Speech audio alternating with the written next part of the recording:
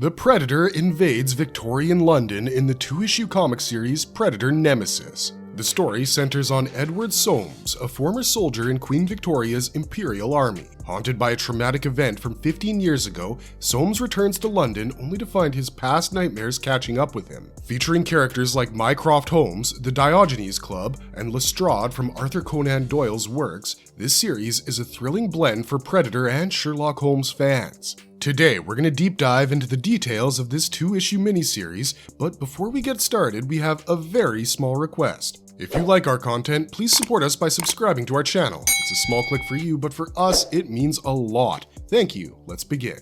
In the 1880s, Captain Soames served in Queen Victoria's Imperial Army in Bengal. When local villagers reported a man-eating tiger terrorizing their village, Soames, who was fluent in the local language, listened to their plight. Despite no recent reports of man-eaters, the undeniable proof came when the villagers presented two brutally murdered men. Soames convinced his superior, Cromer, to help, which led to an agreement on a tiger hunt. However, things got serious when a local holy man warned Soames. He claimed it wasn't a tiger, but a Rakshasa, a man-eating demon from Hindu mythology who was responsible for their deaths. This is a pretty sinister twist to add to the mission. I mean, hunting tigers is easy, but how do you hunt a Rakshasa? Cromer was thrilled about the hunt, seeing a chance to bag a unique trophy. Dude even dreamed of a demon head on his wall. What he didn't realize is that in the world of predators, they're the ones collecting trophies, not the humans. The timing was tricky too, as the monsoon season was about to start in Bengal. Predators thrive in hot climates, and rain usually ends their hunting spree. A similar scenario was seen in Predator and Judge Dredd crossover comics,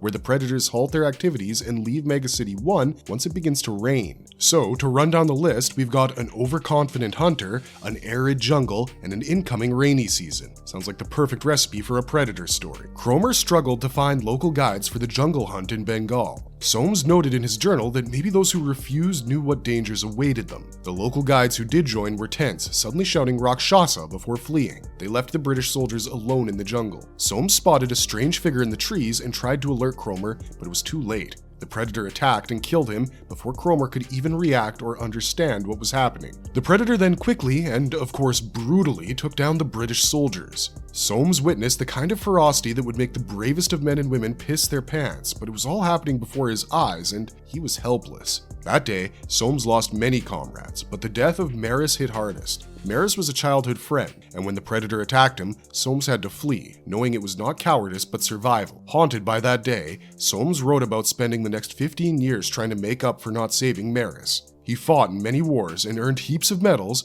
but he never felt it squared the debt. This burden led Soames to eventually leave the army and return to London, still troubled by his past in Bengal. By 1896, Captain Edward Soames was back in London, struggling with life in the increasingly polluted city during the Industrial Revolution. He probably wouldn't have lasted too long breathing the air that half the world breathes today. However, his army pension was too meager to live on and he couldn't find work. Things changed when he got a telegram calling him to the Diogenes Club, a hub for Britain's intellectual and influential, often tied to the British Secret Service. The club was founded by Sherlock Holmes' brother, Mycroft, and they had a job for him: to catch the notorious serial killer dubbed Spring-Heeled Jack by the tabloids. While considered to be an urban legend, Soames believed in the grim tales, thinking maybe the infamous Ripper was back. Jack the Ripper was an infamous unidentified serial killer targeting female prostitutes in East London and Whitechapel from 1888 to 1891. Mycroft dismisses the idea that the current threat is similar, stating that the new killer in London is much deadlier. Soames,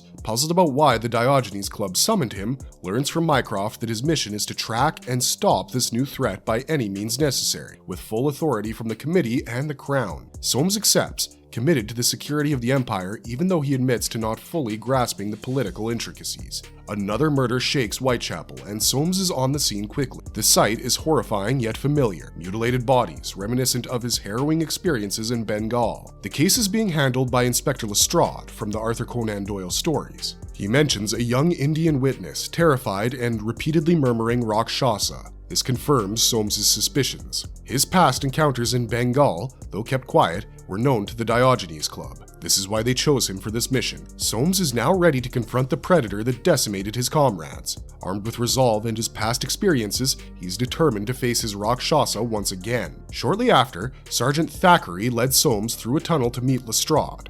Arriving, Soames encountered a massive, unfamiliar object, a Predator mothership. Now, remember, this is history times. They didn't even have proper airplanes back then, so the sight of any kind of aircraft must have been fairly surprising, or should we say shocking. Also, without the insights from Predator comics or movies, neither Soames nor his British companions recognized what it was. Some members of the Royal Society speculated it might be a flying craft, but there was uncertainty. Lestrade, thinking more like a cop than a scientist, argued that since it had no wings, it couldn't fly. He theorized that it was a submersible vessel used by foreign agents to destabilize the British Empire. Soames endured Lestrade's baseless theories until he found skulls displayed as trophies around the ship. Realizing the danger, and after Lestrade proposed blowing up the ship to gain entry, Soames took charge. Citing authority from the Diogenes Club, he declared control over the investigation. Lestrade had no option but to step aside. Lestrade offered his help, but Soames wanted to tackle the situation alone. He left the tunnel and gathered several guns, including a powerful rifle capable of downing a charging elephant. Sounds like a pretty sexy gun. Returning to the mothership,